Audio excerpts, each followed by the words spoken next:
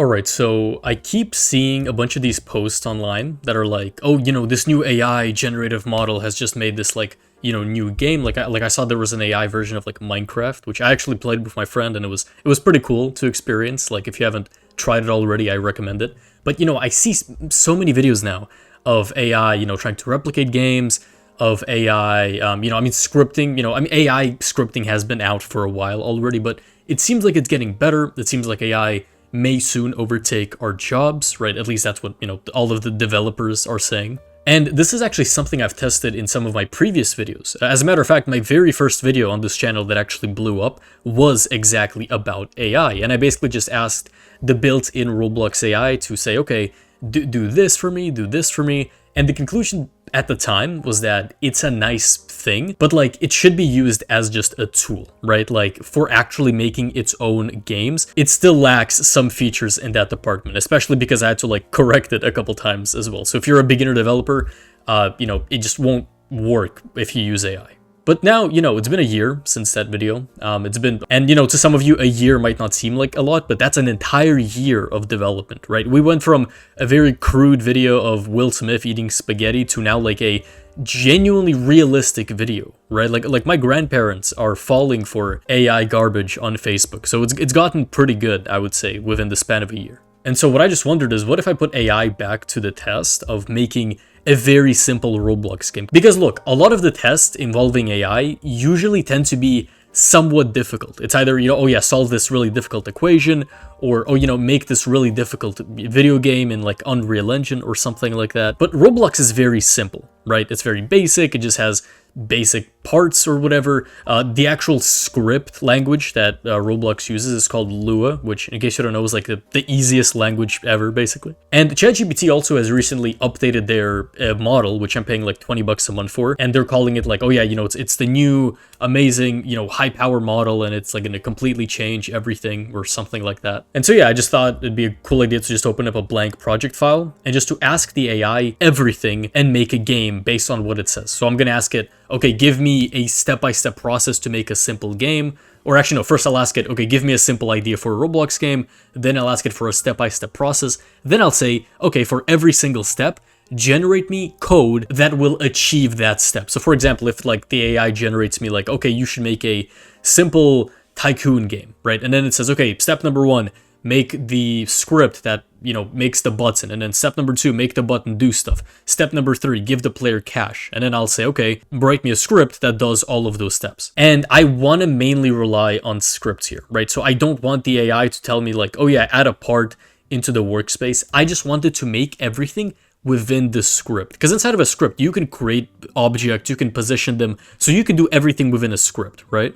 Which I know might seem kind of like unfair to the AI, because, I'm making it kind of harder. But look, in all honesty, the whole thing about AI is that it will soon be able to do everything by itself, right? And I think this is a very good measure of that, right? Like, I'm not trying to do anything besides just copy and paste the code that it gives me, right? I'm doing nothing else.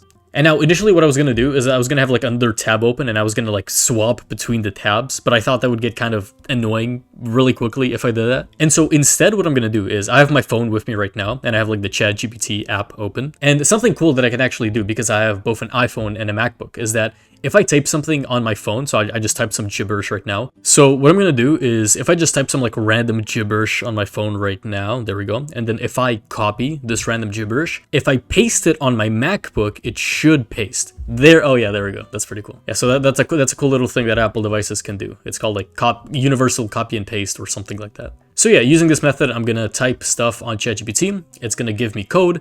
I'm going to copy the code and then paste it into my laptop. Now, before we do that, let's actually really quickly understand what exactly we're trying to ask the AI. Like I mentioned it in the beginning of the video, but step number 1 should be, generate me a basic but fun Roblox game idea. Then I'm going to ask it, give me steps on how I would script something like that. And then I'm going to say, for each step, write me a script that would accomplish that step. I don't know. So yeah, I mean, I could definitely word some of these better, but look, they're saying AI is really smart now. It's going to overtake jobs.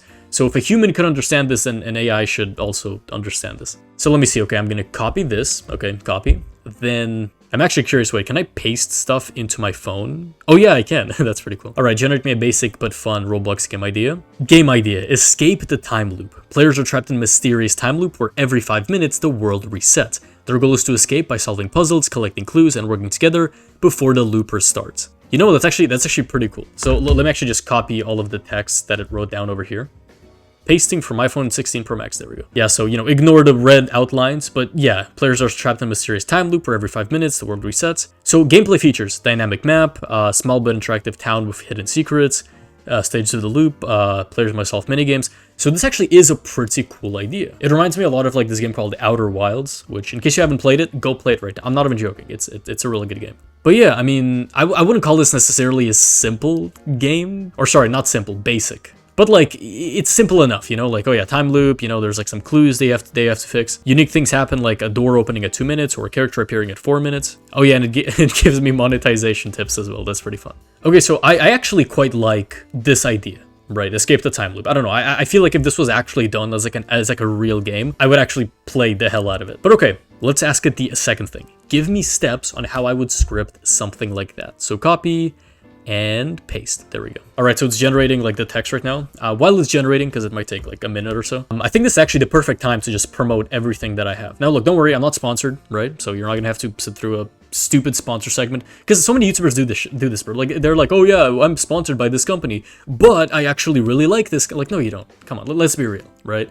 So I'm not sponsored. I used to be sponsored, but then I made funny jokes on Twitter and then that got removed. So, you know, as to promotion, I mean, you watching this video is great for me because, you know, AdSense, I get to, you know, and then, you know, your view also helps the video, you know, reach new people and I get more views and more money and blah, blah, blah. But I will just say that I do have a course, right? So if you're a beginner who likes my teaching style and doesn't really want to sift through a bunch of bad like YouTube tutorials to find good ones, the course is $30, so you can get it in the link in the description. I have a podcast as well, if you want to go check that out. I don't know. And let's see, what else is there that I can shill? I guess I have an Instagram, although most of you probably don't care. I'm close to 100k subs, which is kind of cool. Although you probably care even less about that, I'll be honest. But I mean, you know, if you've been watching these videos for a while and maybe you just aren't subscribed for some reason, then, you know, do subscribe, it does help. And a silver play button would actually be fire, bro. Like, imagine a silver play button that says Byteflux on it, and I can, like, put it on my wall and everything. Like, I don't know. But let's see. Okay, so it's done generating. Let me just copy everything here. Oh, it actually wrote me some code. That's interesting. Okay, so I'm not gonna copy and paste the entire text because there's just too much of it, but I'm just gonna read out the important bits, right? So step number 1 is make the game framework, create folders, and okay, so it wants me to make folders in the workspace, which again, like I said, I want everything to be done via script. So let me actually tell it exactly that. I don't want to add items into my Explorer. Can you just add these items inside of the script? All right, so it's generating the code, although it's not explaining what the code does. So let me actually go back to the initial message. I will actually copy the text and paste it in here just so you can see, because it is kind of boring if I'm just reading it off my phone, which you can't obviously see. So yeah, this is gonna be kind of hard to read, but basically, set up the game framework. So yeah, you know, organize the workspace and blah, blah, blah. Then it's saying to implement a time loop. So it's like, you know, loop duration, and then it's like, yeah, update GUI. So it left this comment. So I guess it wants me to make some user interface to show people. Write a reset game function to reset player progress, reposition items, and restore the map. Okay, that makes sense. For items in pairs, item position, item original position value. Interesting. Okay, so it probably is going to set a original position for each item. That's actually pretty interesting. I like how it's actually thinking ahead. Add interactive puzzles, script items. Okay, so it's doing this by itself, right? Or is it telling me to make my own puzzles? I mean, okay, key and script. So I guess it is making it by itself. Store player value, handle time-based events. Oh, that's actually pretty cool. If current time equals event time, how does this work? If current time equals event time. Replicate timer event client. So it's firing a message to the client with the time. So I assume it's going to count the time on the server to then open the door on the client. My question is, why is it doing that on the client? Like, that would make sense if time was different for everyone. But like, if all of them are in the same time loop, why wouldn't it just do it on the server? But okay, implement multiplayer features, remote events to sync progress between players. Okay, sync progress. I feel like I'm not understanding exactly what game it's trying to make here. Because my idea here is that it has multiple players, right? And they're all in the same time loop, all trying to sort the puzzles. But here it seems like they're all in like their own different loops or something. Like, yeah, I don't completely know, but then add victory and failure logic, check player progress. If player progress is required steps, then victory event. And then a failure, which informs the players, add polishing touches, animations, effects, reset, blah, blah, blah. This should give you the foundation for a fun and functional Roblox game. Let me know if you need help with specific scripts or mechanics. Sir Commander, yeah. I have like a thing in there where I tell it to call me that, you know? It's really nice too, because you could say anything, basically. So you can just make it call you whatever you want. It's pretty fun. But okay, with all of that being said, let me just Control Z that. It gave me a script, so let me just take this script and copy it. So here we go, okay. Local loop duration, 5 minutes. Local timer equals loop duration. See, like, so it's making a new variable, and it's setting this variable to be equal to this variable. What is it doing this for? What's the... Oh wait, and I just realized this last line isn't even done. Did it forget to generate it? So I'm trying to understand, is this like part of the code, or is this just like an error that it has with generation? Let me actually ask it again. Is this the entire script, or are there more lines? Please give me the full script. See, you gotta be nice to it, because, you know, please give me, please do this, because way too many people are like, oh yeah, make it shorter, or like, oh, make it sound more human, bro. Once the AI overlords take over, I'm gonna be out there with them, right? Maybe not pristine conditions, but like, they'll spare me, because I was nice to them, right? And they're not gonna spare the guy who was basically like whipping them around, like, make it shorter. But let's see, okay, so it's actually making a lot more functions now. Okay, that is good, because I was thinking like, this script is a little... It's a little bit too short for what the AI had in mind. Okay, so it gave me a script, and then it also gave me an explanation of this script. So let me just copy the script really quick. I'm just gonna Control Z the old script, paste in the new script, and yeah, okay, this definitely seems better. Replicated storage, players, local workspace. This just, yeah, like what is this? Workspace? Workspace is already a thing, isn't it? Yeah, because it's blue. So, I mean, at least this isn't going to cause errors, because workspace is already equal to this. Which is actually making me question everything. I mean, why is this even a thing that you can do? Why does Roblox let you get workspace as a service? But alright, let me read out the explanation that it gave me of this script. So the first thing is a timer, a 5-minute countdown, updates all player screens using a remote event. At the end of the timer, the game resets. So okay, it's saying it's updating something using a remote event, which is this event, I assume. So let's see, where does it list this event? Timer loop. I guess it's this. While true, do, for I equals time. Wait a second. While true, do. Okay, wait, so it's making this its own... Oh, I see, okay. So first, let's actually see what it's doing here. So for I equals timer 0, -1. Okay, so it's counting down, and then it's firing every second. Oh, I see. Okay, I see what's going on. So every single second, it's updating the client with the time. That makes sense. And then after this ends, once the countdown resets, it says print times up resetting game. It does the reset game function, which I'll show you in a bit. And then it loops that again, so it just constantly keeps doing that. That's actually very smart. I just came in here expecting that like this code would just completely not function, but this actually is pretty much perfect. At least I think so. And so just a quick explanation. What task.spawn is it basically makes a function that is almost like its own thing. Because if it just made a regular function, the problem with that is that if it's a while true loop, it's just going to keep staying here. So it's never going to move on to the code below it. But because it's a task.spawn, it basically takes this function then and just like moves it to its own dimension. You can think of it like that. So because then it's going to be in its own world, then the script doesn't wait for this to be over. It just immediately runs this and then moves on to whatever is next. I know that might sound a bit confusing if you're not a scripter, but basically the AI has actually done a good job here by using task.spawn, so I'm actually pretty impressed. So the second point is called collectibles. Created dynamically using the create collectible function, players interact with items via proximity prompt, which updates their progress. So let's see what create collectible, there we go. So it makes a new part, it gives the part a name, which is I guess is the name that we're going to give it once the function is ran. Gives it a size, gives it the position, anchored is true, brick color is a random color, and it adds it to a folder, which I guess it creates over here. then makes a proximity prompt, collect name, proximity prompt triggered, print player collected name, player wait for child progress dot value plus one, part dot destroy, and then it returns the part. That's pretty cool. And then it's saying reset game, so over here. So once the reset game is called, all of the players, the progress is back to 0, the players go back to the spawn location, and everything is cleared, and it makes a new collectible with called a key and a gem. Interesting. And then finally, player progress. So progress is made, value set to 0, it's set to the player. And so, okay, everything here seems to actually be working great. My one thing though is that, as you can see, it's firing things to the client, right? Yeah, here, see, so timer event fire all clients. It's firing to the clients.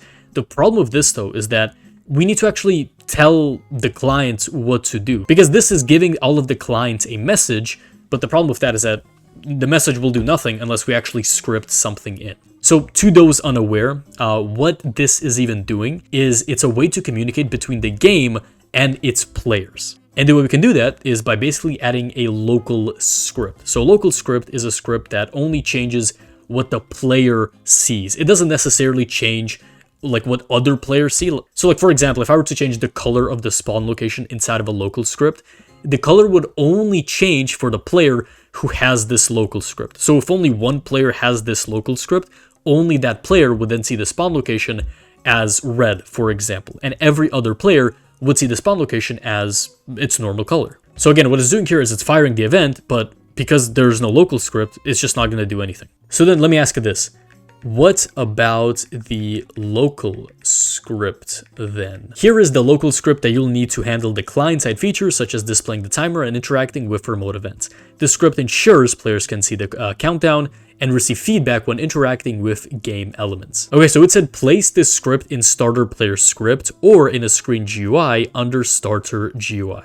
Okay, so I mean, it's already in starter player script, so that's very good. And then I'll just paste the code in here. There we go. So let's see its explanations of the local script. Number 1, timer display. A screen GUI is created programmatically. What is that even a word? With a text label to display the countdown. And it does do this, right? It makes a screen GUI. Well, in case you don't know, a screen GUI is how you make user interface. So if I were to just add text, for example, it doesn't show up, right? Because that text has to be inside of this item called a screen GUI. So it's doing exactly that, right? Making a screen GUI, then it makes the actual text label and it gives the size, the position, background color, all of that. And so this is actually pretty interesting, right? So it makes the thing time left 300 seconds, and then whenever the player updates, it takes the time that's remaining and it changes the text of the label to actually show like the accurate time. So that's actually pretty cool. So, okay then, I mean, I guess we could just play the game and see if there's any errors, any bugs. So again, just to re-clarify what we're trying to do here, we're trying to make a time loop game that has puzzles or something, and then you can collect the puzzles, and then the game will reset itself every 5 minutes. So let's see then, if I play the game right now, time left 3, oh, interesting. Okay, so we have a key, and we have a gem. And look at it, it actually is telling me the time remaining. So what if I collect the key? I have collected the key, okay, great. What if I collect the gem? What's gonna happen? Edward, the original lamp collected gem. Interesting, okay. And it's still counting down. Okay, so because I was thinking it's gonna like reset the game once all of the things are collected, but I guess I didn't read the script fully. Because let's see, player wait for child progress value. Yeah, so it's not checking for the amount of items in the folder, because yeah, collectibles, look at that. So what it should be doing is whenever something gets removed from collectibles, it should just run a quick check saying, okay, are there any items left in collectibles, or was that the last one? Because if there's no more items left, then the players have clearly won the game. So show them some text that says, hey, you guys won the game, and reset everything. Because it actually it has a victory screen here, does it not? Or no, it just says time's up, resetting game. That's kind of boring actually. I mean, let's actually just test this. What if I set loop duration to be 15, okay? Well, what's gonna happen then? 14, 13, okay, let me collect the key. Let me collect the gem. 10, 9, 8, 7. So I'm not gonna count down. You can probably see the screen. Unless you're blind. So in which case that kind of sucks. But time left 0. Interesting, okay. Okay, so it makes the stuff okay. So it does reset it. And it actually puts me back to the spawn location's position. Let's see. So I go back here, right? There we go. That's pretty cool. Okay, so just for fun, what if I just don't collect any of them? What if I just leave the key and the gem?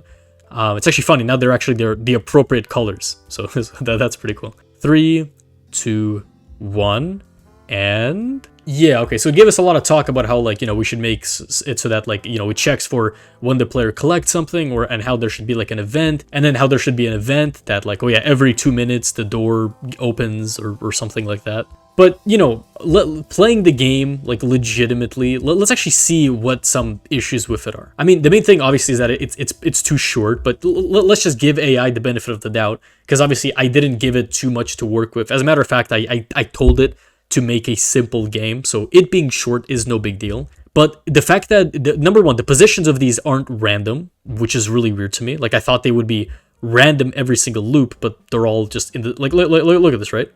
It just doesn't change. They're all in the same position. The fact that the key and the gem look basically identical besides the colors is also weird to me. Like, I thought it would at least try to make the key a bit different. I don't know, maybe make it like shorter or something. Whatever is going on here. So this isn't too good. Let me see. Yeah, so my character is just completely stuck right now, which in 5 seconds should be fixed. But yeah, the fact that the AI doesn't necessarily playtest the game, so it doesn't understand like issues. Like, for example, the fact that this key is in the same exact position as where we're spawning. So whenever it takes us to here, we are all inside of the key, right? Which just I can't play like this. Like, look at this. It just doesn't work. Let me actually set the loop back to like I don't know 60 seconds or something.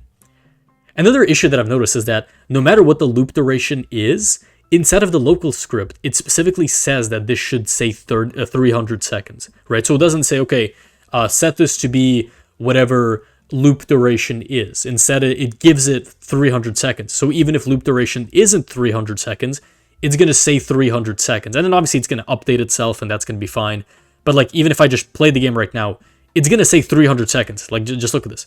There we go, see 300 seconds, and then it updates, obviously. But yeah, you know, that's a small thing, which I'm actually surprised it put. Because, I don't know, it feels like it was doing so well this entire time. Like, it was relying on the variable and doing perfectly, and then it just suddenly stops using the variable and just switches to just placing its own text. Obviously, the mistake of, you know, collecting the stuff and the game not immediately resetting again is stupid. Like, imagine you finish the game, and it's just still there. Like, okay, you finished the game, you can just chill, walk around now. There's no ending, there's no portal that opens up, there's no door that opens at the 2-minute mark. You're just here, and then the game resets, and then yeah. Another thing that I found really wild is that it doesn't actually show you your progress value, because you know how usually games have this thing where you can see your values on like the leaderboard. That's done because instead of placing these values directly into the player, you're supposed to first make a folder called leader stats, and then place any item inside of that folder, and then place the folder inside of the player. So like, I'm not going to change this right now because the other scripts might break, because again, they're assuming that this value is inside of the player and not inside of some folder. But like, actually, I'm pretty surprised that it didn't use leader stats, because I'm pretty sure I actually remember it doing that before. So the fact that it isn't doing it now is kind of weird. And I guess my last critique with this game, again, there's many that could be said, but I'm giving it the benefit of the doubt.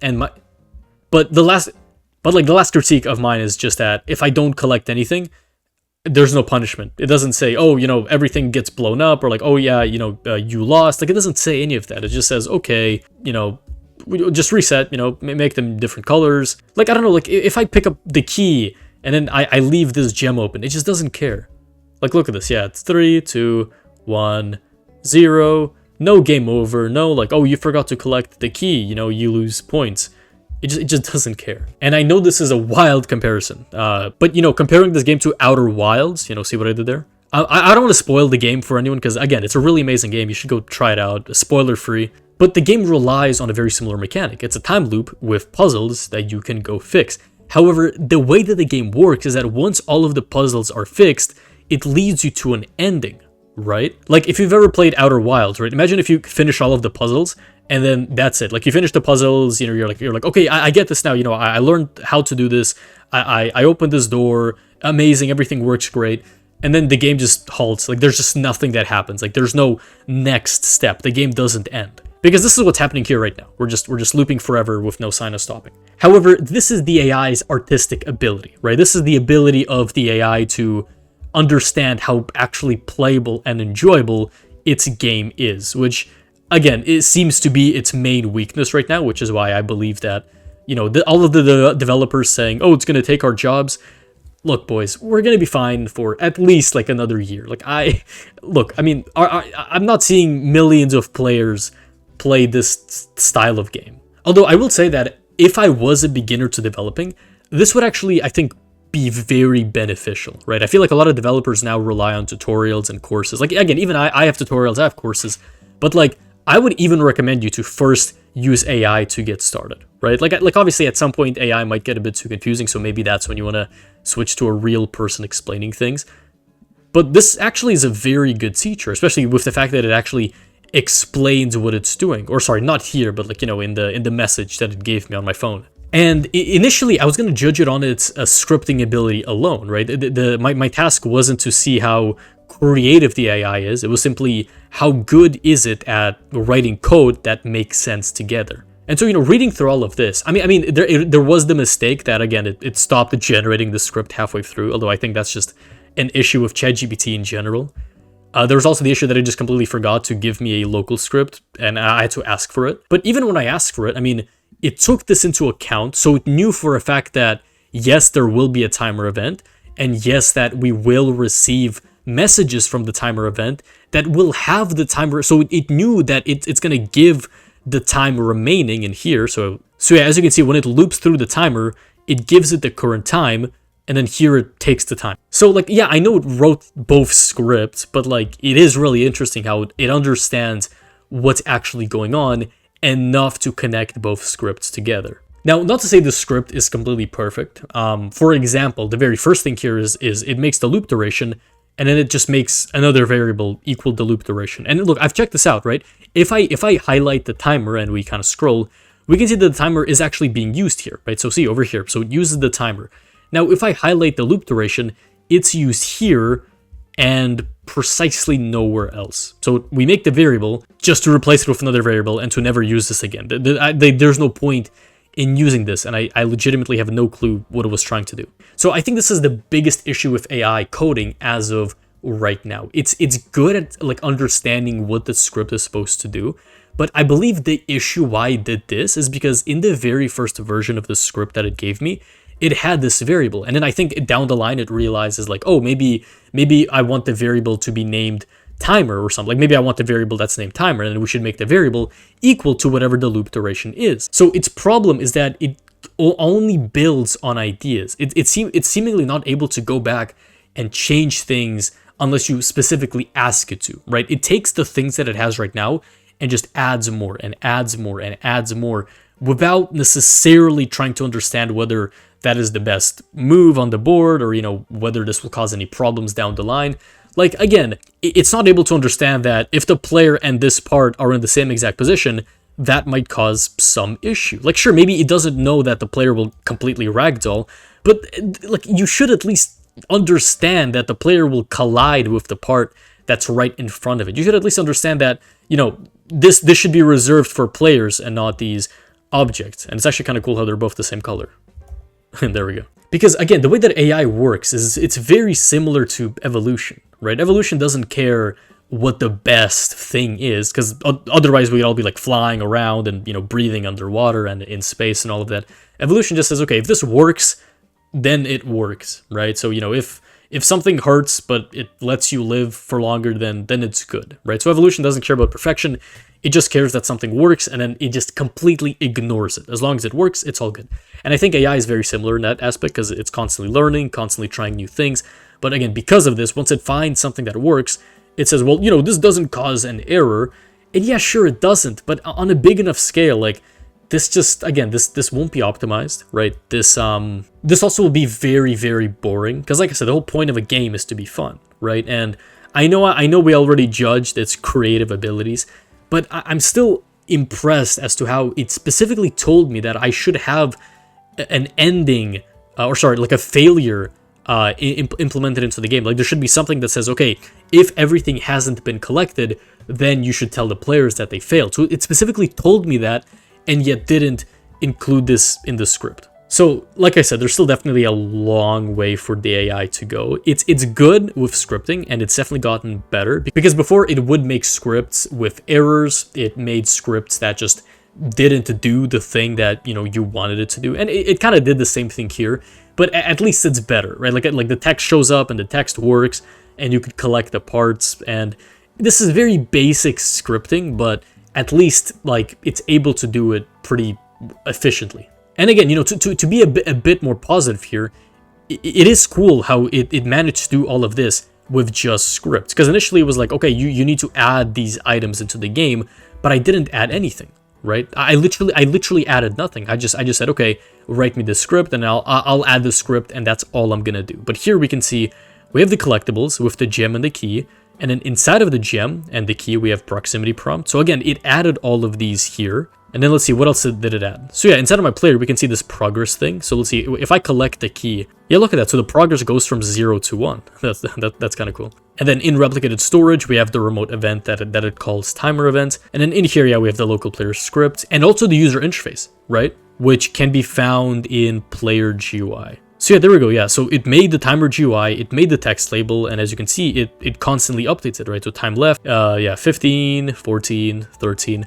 And to me, that is very impressive, honestly. Like, making a script that accounts for the 3D world might actually be a bit harder for AI to do than maybe we're both anticipating. Like, we're both probably sitting here thinking like, oh yeah, this is a dumb looking game. But again, remember, it added all of this without me having anything, right? So it added all of this, taking the screen into account, taking into account the fact that this should be visible, taking into the account that this thing should be a normal size and not like too small or too big, taking into the account the fact that there will be a spawn location, taking into account the fact that, these things need to be somewhat close to the player for us to collect them. So it actually is good at that. It succeeded at knowing how it will look like on a screen, seemingly without actually knowing how it would, right? Like, I don't know, maybe I'm just blabbering at this point, but I actually think that's the most impressive part, how it managed to do everything with just 2 scripts. So yeah, I mean, I'm not sure if this changes your perspective on AI. How I've always seen it is that I think we're all still okay. I think AI will always remain a tool. I think when AI stops being a tool, like if there ever gets a point where AI genuinely is just able to constantly make games by itself, I do think people would just kind of stop caring. I feel like people always like something when it has a human touch behind it. I feel like people don't really like just constant AI slop, although that might change in the future. But I still think that games will retain value when made by humans. I still believe that AI games won't feel as valuable as... I keep repeating myself, but like, people have a very flawed perception of AI, in my opinion. It's a great tool. It's going to help us develop everything a lot quicker because, again, AI can't create something new. It can just take things that we already know and just mash them together. That's all it can do, right? So what the AI is going to do is it's just going to take the best of the best and try and give us an output based on that. And again, it's taking the best of the best, and it's still kind of failing. Like again, we all saw the game that it made, right? So we still have a lot of time until it takes your job or whatever. But do actually comment what you think about this. Like, whether you agree with me that AI is gonna not take our job soon, or maybe AI will in like a month or something. Let me actually know how you thought the AI did, because I actually was impressed. I still think it's like, objectively speaking, it obviously didn't do a good job with this, but comparing it to what it was a year ago, it's a pretty good improvement. It's not too big, so I'm actually kind of disappointed in that aspect, but the parts where it excelled actually did surprise me quite a bit. And so I'll say this again, but if you have been enjoying the videos, do subscribe, because again, I know you don't care about this right now. I know this is like the last thing on your mind. But it would just be cool to just have a silver play button. Like, I don't know, I get a box and it's like, I unpackage it and I see like the silver play button and like I hold it in my hand and it shows my name on it. Like, it's just a cool feeling, like maybe you don't do YouTube. Maybe you don't really see that as like a cool thing. But, I've been working on this for a year straight, and it would just mean a lot to me if you could click the big red button, and don't forget to share and like and comment or whatever the people say. And yeah, I have a course, Instagram, podcast, blah, blah, blah. But I mean, yeah, I do hope you learned something from this. I do hope that if you were afraid of AI, maybe you shouldn't be. Maybe Or maybe you weren't afraid of AI, and now you saw how amazing it is, and now you're terrified. So, I don't know. I will keep track of ChatGPT, and if like some new, really powerful model comes out, I'll make a similar video where I test it out, I see whether it can make a good game, and who knows, maybe eventually it's gonna make something that literally makes my jaw drop, and it's gonna be like, wow, like, we're all done for, we're all screwed. But, you know, until then, I think we should be fine, and we are back to basics. Thank you for watching.